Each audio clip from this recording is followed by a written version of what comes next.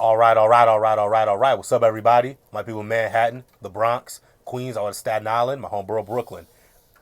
I'm back with a video, a very sad video, sad news to report. Legendary Hall of Fame pro football coach and broadcaster John Madden passed away last night at the age of 85. Days after the release of his All Madden documentary that premiered on Fox on Christmas Day. You know, it, it gave us an in-depth look at John Madden's upbringing, his legendary career, and as a head coach, as a broadcaster, the video game. People in my generation, we know John Madden for the video game. Madden NFL. But me being an NFL historian, I know about John Madden as a head coach for the Raiders from '69 to '77. As the broadcaster, worked with Pat Summerall, Vin Scully, with Al Michaels, all types of broadcasting legends. Got to work beside John Madden. Of course, rest in peace to Pat Summerall as well.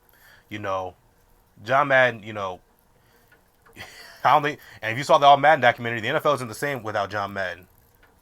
He coached the Raiders in '69. '69, they went to the AFL Championship, but lost to the Chiefs, who went on to win Super Bowl IV. The next year, in the 1970, the first year post-merger, they went to the AFC Championship game, lost to the Colts. '71, they missed the playoffs. '72, they lose in the Immaculate Reception game. '74, '75, '73, '74, and '75, they go to the AFC Championship game, lose to the Dolphins and the Steelers back-to-back. In '76, they finally break through. They go 13-1. Back then, the NFL was a 14-game regular season, and go on to win the Super Bowl 32-14 over the Minnesota Vikings. The next year they go to the AFC Championship game, loses the Orange Crush Denver Broncos, and Madden steps down. He retires as a head coach. So everything the Raiders became in the '70s, everything they're known for today, that bad boy image, the thugs of the NFL, the dirty players, dirty team, it all started with John Madden in the '70s. All those guys, Ted Hendricks, Willie Brown, Skip Thomas, George Atkinson, Jack Tatum, Kenny Stabler, Art Shell, Gene Upshaw, Fred Biletnikoff, everybody. All those great Hall of Fame players and Pro Bowlers were all coached by John Madden, and you can see the impact John Madden had on their careers. As a broadcaster, shoot. Like I said, he worked with Al Michaels, Vince Scully, Pat Summerall. Pat Summerall and John Madden are probably the best sports commentating duo of all time. Not even just football, just all sports. Basketball, baseball, hockey, boxing, anything. My dad always told me back in the '80s and '90s, when these two were on, you knew it was the game of the week, it's the best game of the week. He also told me about the All Madden team and if you watch the All Madden documentary, the players like Lawrence Taylor and Howie Long and Matt Millen, Ronnie Lott, they said being an All Madden team was a great honor. A better honor than being named to the Pro Bowl or being a first team All Pro. You want to be first team All Madden because John Madden knows football. He knows football players. So if you got that leather jacket because you were named to the All Madden team, that was one of the biggest honors you could receive in the NFL. John Madden, of course, surprisingly, he didn't get inducted into the Pro Football Hall of Fame until 2006. 2006, and he retired after '77. So he'd been eligible, what, '83?